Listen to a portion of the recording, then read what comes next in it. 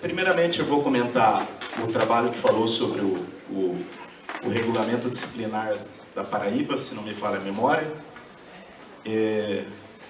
E assim, uma pergunta primeiro, é o RDE de vocês ou é um regulamento próprio?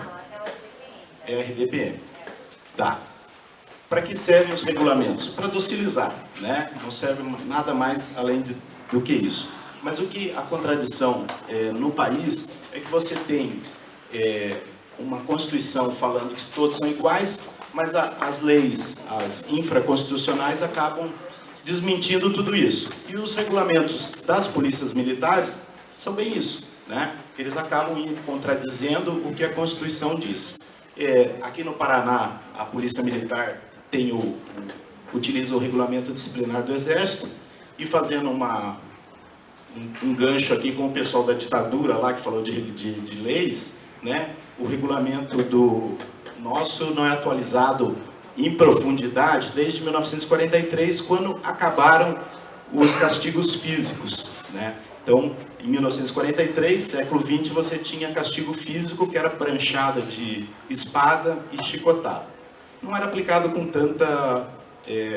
tanto normalidade, mas aconteciam fatos. Então você tem isso, você precisa docilizar uma tropa para que ela acabe fazendo a sua guerra contra as drogas, contra os pobres, contra os moradores das periferias. É para isso. Então, os deveres e os direitos nas polícias militares acabam o que eu chamei de reprodução das instituições. Isso acaba se reproduzindo em todas as esferas, né, dos governos, né, do Estado como um todo. Você tem o quê? Uma categoria de comando muito bem paga para controlar o grosso da tropa. É bem isso mesmo. Condições de trabalho precárias, né? Nós temos agora problemas aí com os nossos coletes que não seguram nem bala de goma, então tem esse problema. Manutenção de viaturas, e o que você precisa? O pessoal, algum tempo atrás, a minha mãe é professora do Estado e argumentou por que os policiais bateram lá nos professores. Eu falei assim, porque a única categoria profissional no Brasil que pode ser presa por desobedecer uma ordem é o militar, né? Mas o pessoal não entende isso, então acabou acontecendo aquilo todo. Claro que tem outros fatores que acabam influenciando nisso tudo, mas o regulamento, ele é draconiano e arcaico, né? Então eu acho que deveria ser modificado. Teve uma experiência no Rio de Janeiro, muito curta, com a Benedita da Silva. Ela conseguiu mudar, mas por pressão dos oficiais, o regulamento antigo acabou sendo... Isso, voltou o regulamento militarizado, né? Então, é o que a gente até está trabalhando no doutorado, que, para além de uma militarização, é uma hipermilitarização. E outra coisa que eu chamo a atenção é essa vinculação ao Exército, né? Infelizmente, os estados não sabem como lidar com isso, de fazer uma outra polícia. E daí eu vou puxar um gancho na questão da Guarda Municipal. Nós fizemos, em 2007, 2008, uma pesquisa, né, com financiamento. A Senasp saiu um livro, inclusive, com um capítulo sobre Foz e Curitiba, e a Senasp estava batendo muito forte nisso, né? Qual que era o discurso da Senasp? Eu efetivamente acabei trabalhando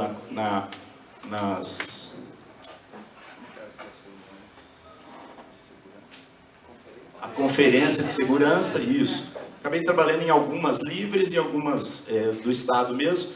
E qual que era o discurso? Era de tentar mudar as polícias com as guardas municipais, né? Eles queriam fazer o quê? Implementar elas de fato e depois mudar de direito. Esse era o discurso. Teve pesquisa, tudo, as guardas municipais se firmaram. Nós, como centro de estudos, conseguimos evitar a criação de uma guarda municipal em Piraquara, né? Quando nós íamos em umas reuniões lá, a gente conseguiu evitar. Por quê? Porque ia ser um desperdício de recursos. Eles queriam colocar vídeo monitoramento e guarda municipal, aí a Polícia Militar já ficou melindrada porque queria fazer o elo de ligação. É uma bagunça, né? Esse é o problema. Mas é assim, não existe vácuo nesse campo. Então a Guarda Municipal começa a se institucionalizar, ganhar força, já ganhou o poder de polícia, né? A presidente Dilma, há pouco tempo, fez uma regulamentação sobre isso, mas isso acaba fazendo o quê? Não é diferente de Joinville, que ela vai fazer o policiamento para a defesa do patrimônio, seja ele privado ou público mesmo. No privado aqui nós temos um outro problema. A Guarda Municipal faz policiamento de proteção ao transporte coletivo. Mas não é proteção do usuário ao transporte coletivo.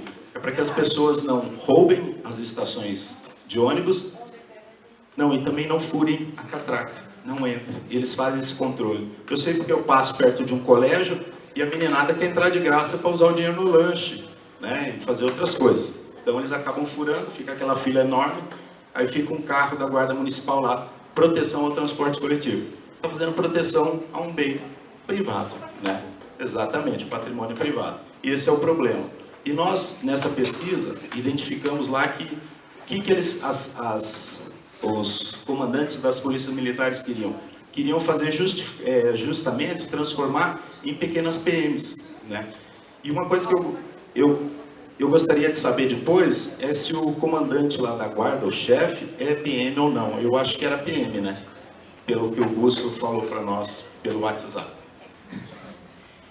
Então, eu entendo assim, tanto a Polícia Militar quanto a Guarda Municipal vão acabar se reproduzindo e vão acabar sendo a mesma coisa. Falei ano passado aqui que nós não podemos ser ingênuos de achar que extinguir a Polícia Militar vai criar uma nova polícia, uma polícia que atenda bem todos, né? E que não tenha violência letal.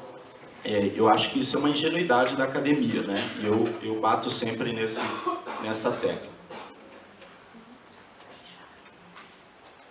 Aqui em Curitiba nós identificamos lá com a Guarda Municipal que eles chamavam mesmo de uniforme, né? E lá em Foz do Iguaçu, ao contrário, aqui era farda e lá era uniforme, né? Ou não, aqui era uniforme e lá eles chamavam de farda. Porque lá tinha um componente militarizado em Foz do Iguaçu muito mais forte, né? Tinham carros blindados, né? O guarda... Não era lá, era em Espírito Santo que tinha um Caldeirão, numa cidade.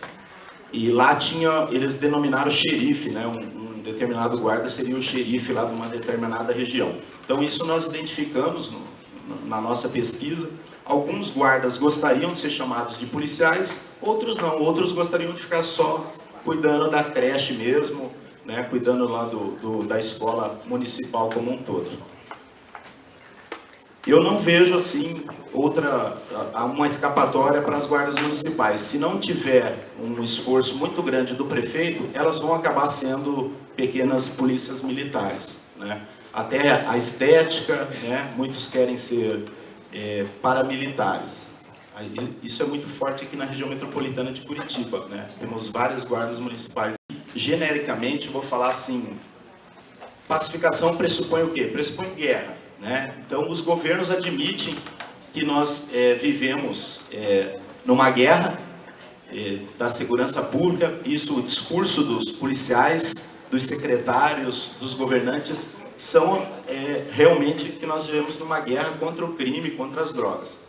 E é uma repetição. O que é essa política, seja lá no Rio de Janeiro o PP, seja aqui no Paraná o PS? É uma repetição. Nós vimos isso, Pedro tem artigo, a Fábia tem artigo, das operações alvo, né, que foram feitas aqui no Paraná. Vai lá, se ocupa militarmente um determinado local, que é considerado como problema, que em Curitiba é a Vila das Torres, a antiga Vila Pinto, e depois fica por isso mesmo, né, não se faz mais lá. Então, uma repetição grosseira dos mesmos erros do passado, né? Não vou nem citar o Marx aqui, lá da primeira vez como farsa, a segunda como, sei lá, eu não me lembro. Tragédia, depois farsa, depois comédia. Eu não fiz essa aula ainda. E o que eu chamo a atenção é que a população acaba, não digo a população que sofre com isso, mas a grande maioria da população acaba aceitando essas políticas como modelo, né? É a história do bandido bom, é o bandido morto. Parabenizar o Giovanni aqui pelo uso do Milton Santos no trabalho dele, que eu li com carinho, né? Eu acho que é isso da minha parte, porque os outros trabalhos eu não li com profundidade, só vi a apresentação aqui. Vou passar, o André tem um trabalho mais demorado aqui. Não? Vai fugir? Obrigado.